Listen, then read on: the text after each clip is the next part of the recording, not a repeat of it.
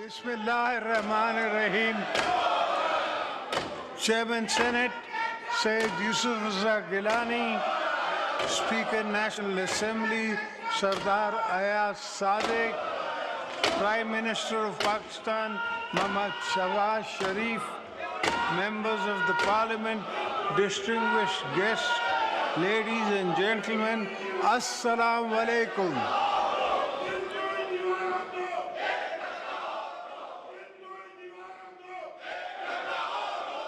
It is my singular privilege as your civilian president to address for the 8th time the August House at the beginning of another parliamentary year. This moment marks not only the continuation of our democratic journey, but also provides us with an opportunity to review our progress and reaffirm our commitment to building a better future for Pakistan.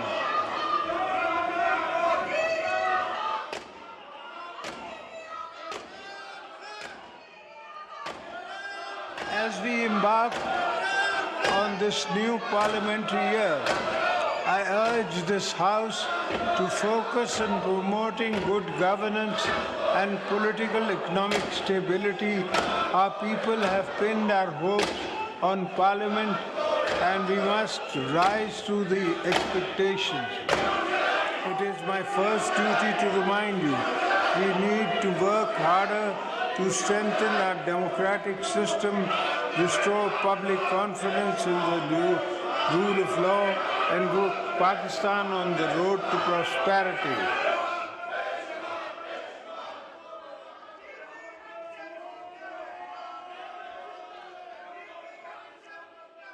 I would like to appreciate the government's efforts putting the country on a positive path to economic growth. Our foreign exchange reserves have witnessed a surge.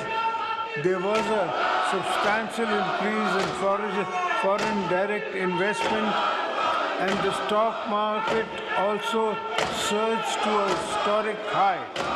The government has also reduced the policy rate from 22 to 12%, and all other economic indicators have shown a healthy and sign improvement.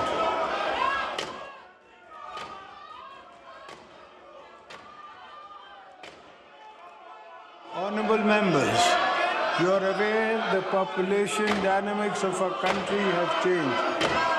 A combination of factors present challenging. We must address the high rate of our population growth along with strategic drift in our administrative machinery has increased governance issues manifold. It is my considered opinion that this House should take this responsibility seriously and play its role in rail and reset our governance and service delivery outcomes.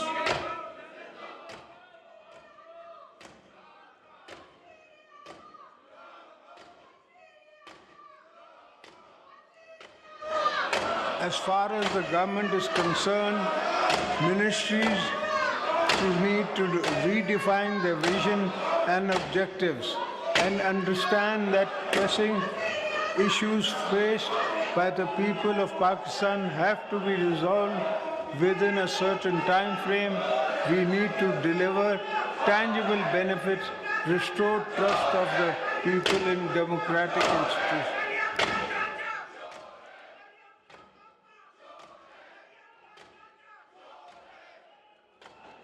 Democracy needs and give and take.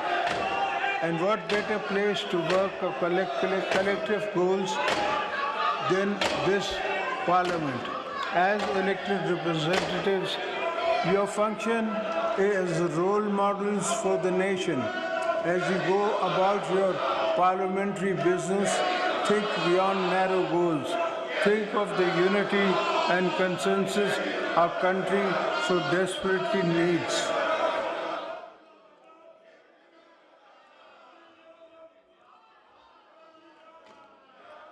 I would urge all you to empower our people, make decisions of national importance with consensus, encourage domestic, international investment for economic growth and job creation, foster social economic justice and ensure fairness and transparency in our system.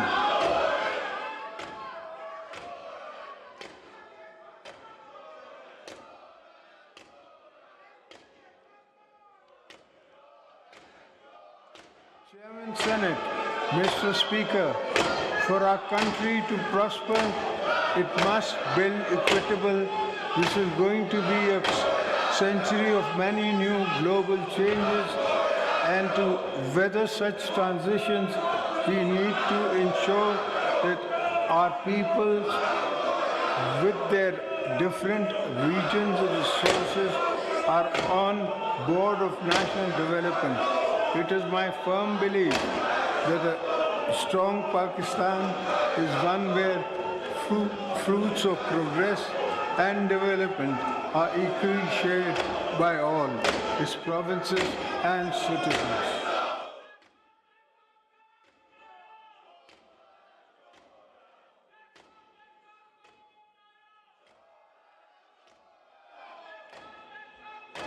We should work actively to promote inclusive and uniform development, ensuring no province, no district, and no village is left behind. The House should ensure development is not limited to a few select areas, but reaches every nook and corner of the country.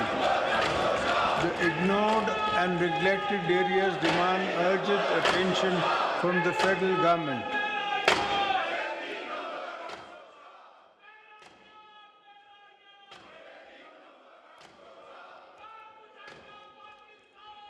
We also need investments in infrastructure, education, healthcare, and economic opportunities to address the sense of deprivation.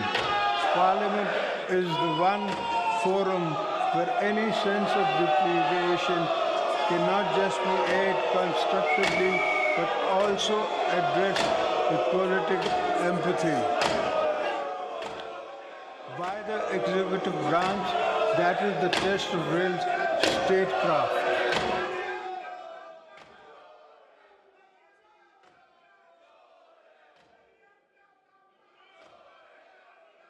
In this regard, improving our taxation system is essential to moving forward as a country.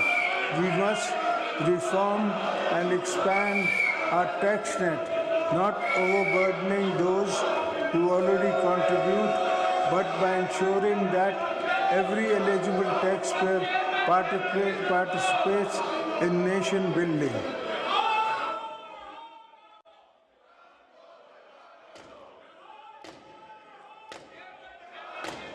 Pakistan should also diversify its exports, focusing on value-added goods and services to expand new markets and build a competitive export-oriented economy. We need to make our IT industry a key driver of economic growth. We should focus on building digital and information highways, investing in IT parks, enhancing internet accessibility and speed, and supporting the growth of our technology-driven economy.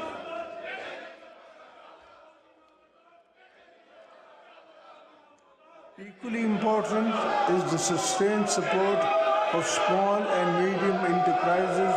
We must ensure access to credit, address procedural bureaucratic hurdles, and create policies that promote youth-led businesses. Our young people should be encouraged to enter businesses good through SMEs-focused programs, skill development initiatives, and accessible loan schemes.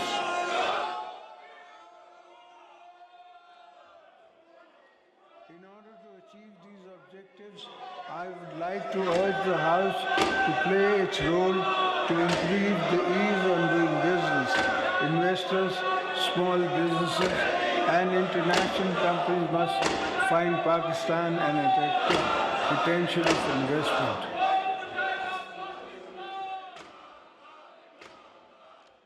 Honorable members, today the common man, the laborers, and the salaried class are facing serious economic hardships. Our citizens are burdened by inflation, high prices of essential items, and rising energy costs.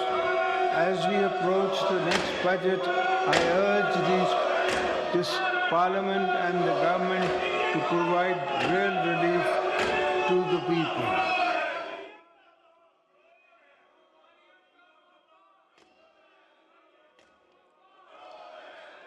The government should take measures to forthcome budgets to increase salaries, pension, reduce income taxes on salary class, lowers energy costs, which would help reduce financial burden on them. At the same time, we should avoid downsizing jobs cuts. Instead of our focus should be on creating jobs and utilizing trained manpower productively.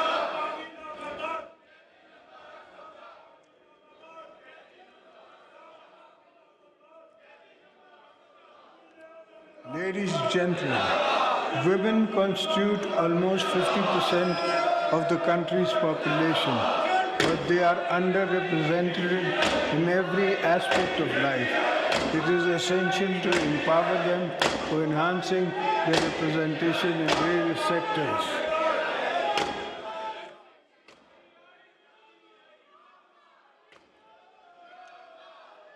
The most important intervention we can make as government and parliament is to make women at the bottom of the social pyramid financially independent, in accordance with the vision of Shaheed Mohtarama Benazir Bhutto. The Benazir Income Support Program (BISP) remains a crucial lifeline of millions of families. Its reach must be expanded and cash transfers should be further enhanced.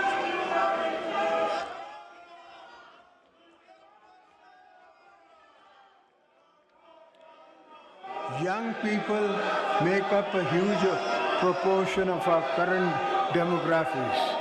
They need hope and inspiration. We should ensure the children are not outside schools in Pakistan. Promoting higher education, enhancing research in the universities should be a fundamental priority for creating a knowledge-based economy.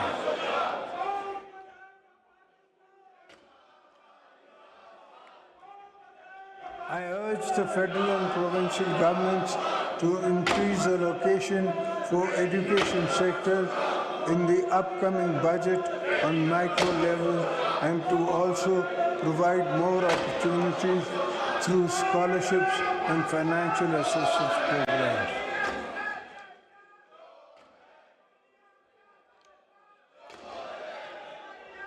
This is also the moment for us to reflect on how we can enhance access to quality health care all our citizens, reduce worrying incidents of malnutrition and polio vaccination in many children. Emphasis should be laid on primary health care.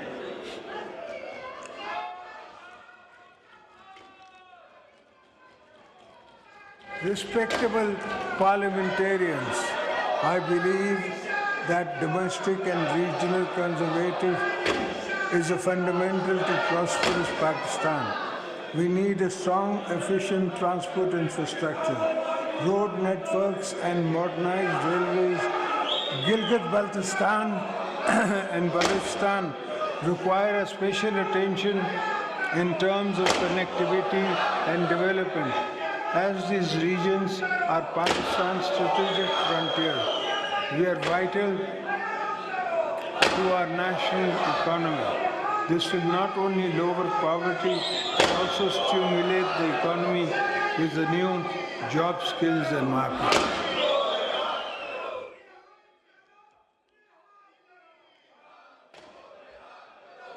The China-Pakistan Economic Corridor, CPEC, and Gwadar Port remain central to our vision of connectivity. These projects must fully realize so that Pakistan can serve as a gateway to international trade, linking Central Asia, South Asia, and Middle East.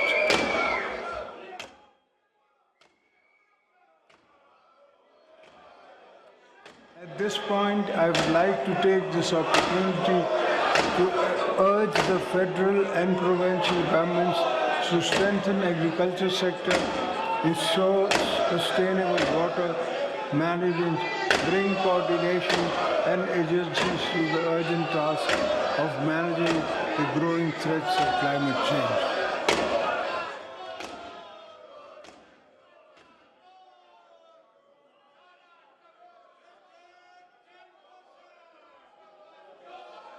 I say this because agriculture is a key pillar of our economy, and it is imperative that we modernize this sector by adopting new farming techniques, developing better seeds, investing in agricultural research and development, creating more jobs by making land more productive.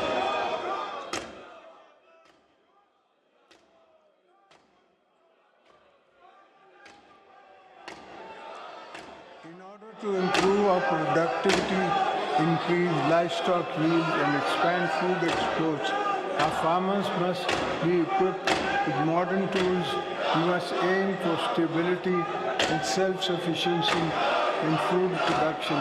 We need to focus on greater water availability and its efficient use. We must work towards innovative solutions such as bringing water from Tajikistan to Balochistan, upgrading irrigation systems, and utilizing new technologies to conserve and distribute water.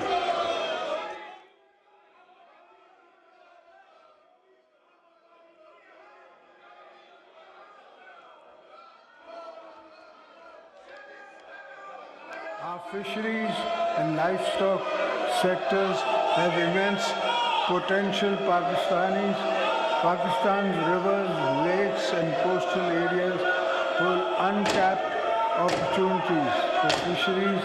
Commercial cattle farming can open new avenues for employment and export. I urge the government to play its role in providing incentives, training and support to our youth to make this industry a vital part our economic future. I would like to urge the government to seek greater cooperation and exchange with China in this regard.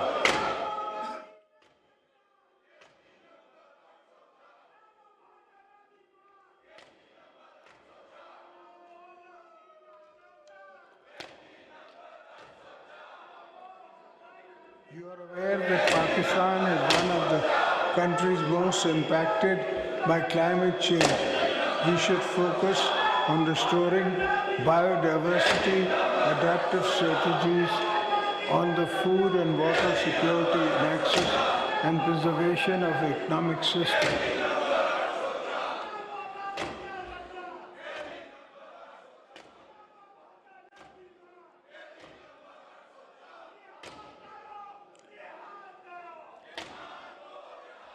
We must invest in the promotion of renewable energy, electric vehicles.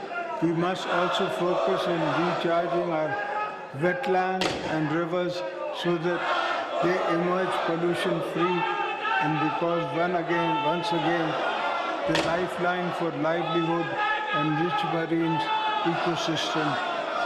The mangroves of Sindh stand as a shining example of what can be achieved through conservative efforts.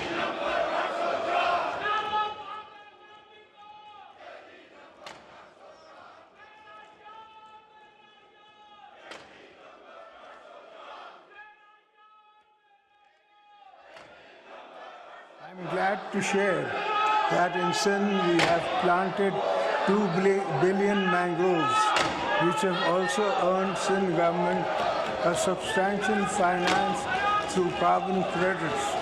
We should replicate this model protectively and benefit it from the international carbon credit market.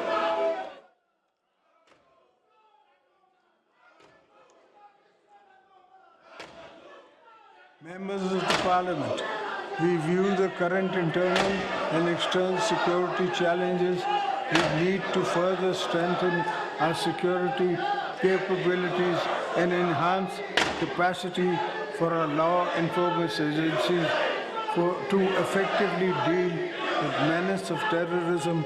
Parliament needs to play a role in building a consensus to tackle extremist ideologies as well as militancy that supports such violence.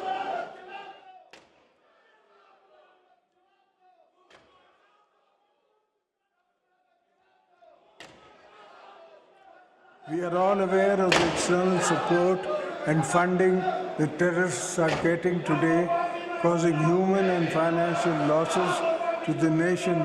We must unite to ensure that the challenges don't gather more momentum, because already thousands of our security forces have sacrificed their lives in the fight against terrorism, and we cannot allow resurgence again.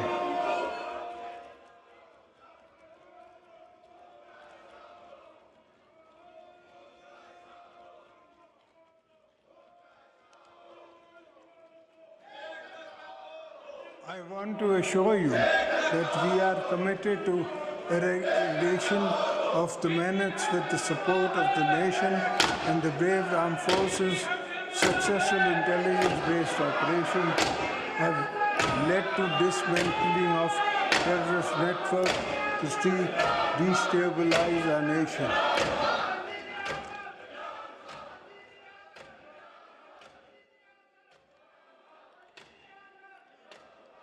The entire nation is proud of its security forces and pays rich tribute to their bravery and dedication and countless sacrifices they have made in the service to the country. At the same time, we should not forget that militancy finds roots in deprivation and inequity. So we must focus on the development and regions most affected by terrorism and create employment.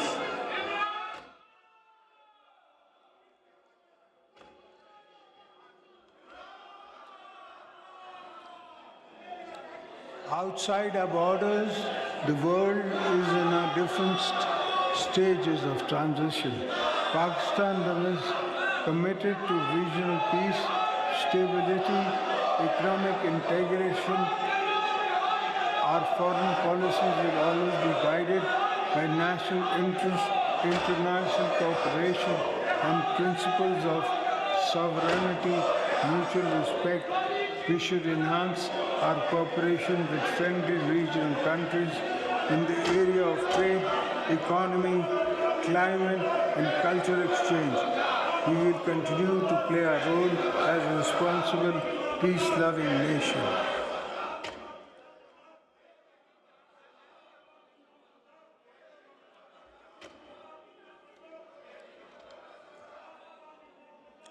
Our time-tested relationship with China remains a cornerstone to our diplomacy. We will continue to further strengthen economic and strategic ties with Beijing.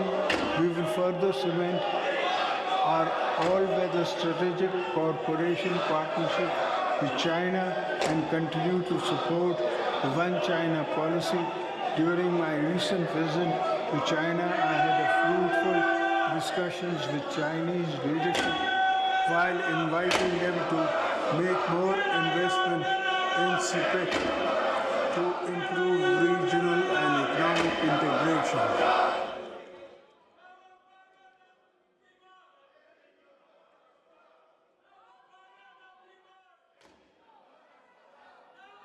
Through our recent engagements with the Chinese leadership, both nations have reaffirmed commitments to further strengthen economic cooperation.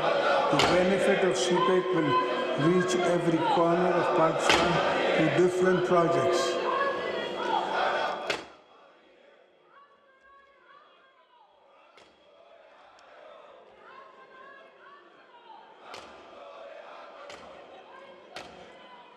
We appreciate the support of our trusted friend Saudi Arabia, the United Arab Emirates, Turkey, and others who have stood by us in times of economic challenges. We are committed to further strengthening and long-standing historic, cultural, and economic ties with the friendly nations of the Gulf and Central Asia, as well as the European Union, the United Kingdom, and the United States of America.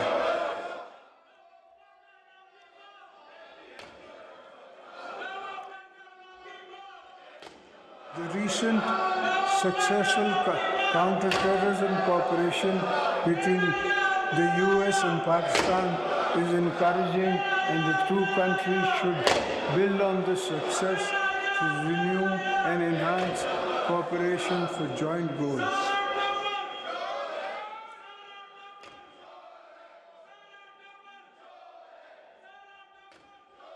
Honorable members, the plight of two of our brothers and sisters in Indian illegal occupied Jammu and Kashmir remains of great concern for the entire nation. The people of Kashmir have been suffering for decades under unjust occupation, oppression, and brutal human rights violation. By the success of Indian regimes, Pakistan will always stand by them in their struggle of self-determination.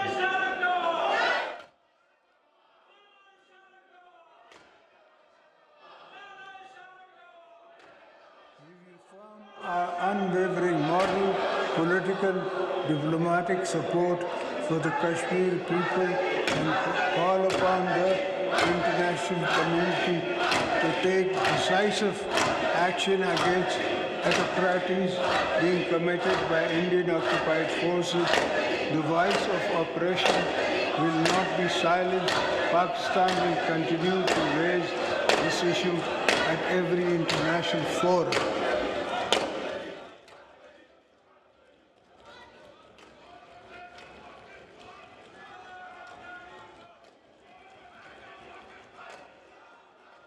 The Syrian devastation in Palestine demands urgent attention of the world.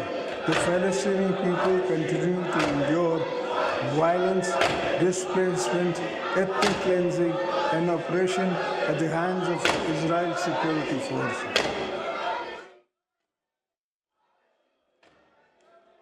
Pakistan is actively committed to Palestine cause and is consistent in the calling of a just and lasting solution based on international law and aspirations of the Palestinian people.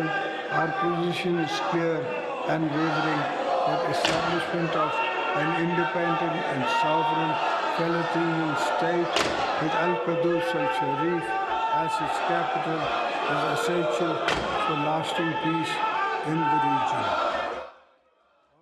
Members, before I conclude, I must draw the attention of the House of a matter of concern for this Federation.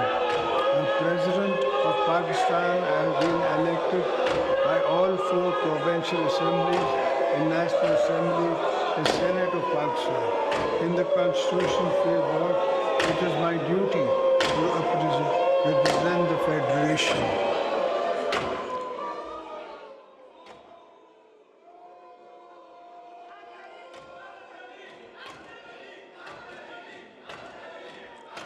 Most challenging in circumstances when my wife Shaheed Mohtama Benazir Bhutto was assassinated, I was the one who chanted Pakistan Khape for me. Pakistan always comes first.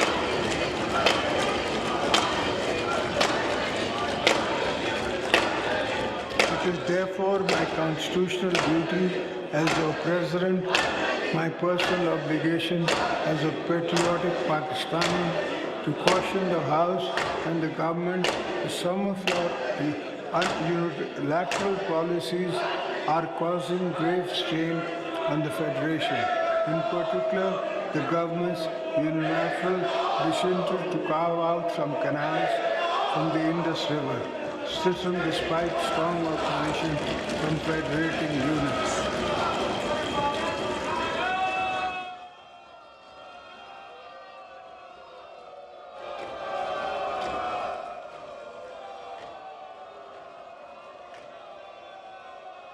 A proposal that I, as your President, cannot support. I urge this government to abandon this correct proposal and work together with the stakeholders to come up with a viable, sustainable solution based on unanimous consensus among the federating units.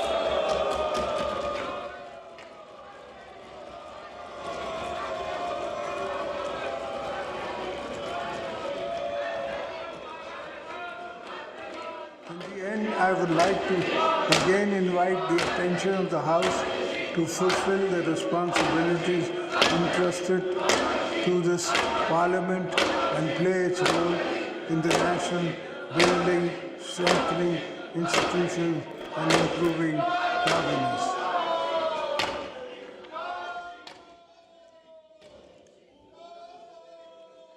Let us put national interests supreme, set aside personal and political differences. Let us work together to revive our economy, strengthen our democracy, and uphold the rule of law. Let us strive to build a Pakistan that is just, prosperous, and inclusive, to make the best use of this parliamentary year. Thank you. Pakistan, Pindabad.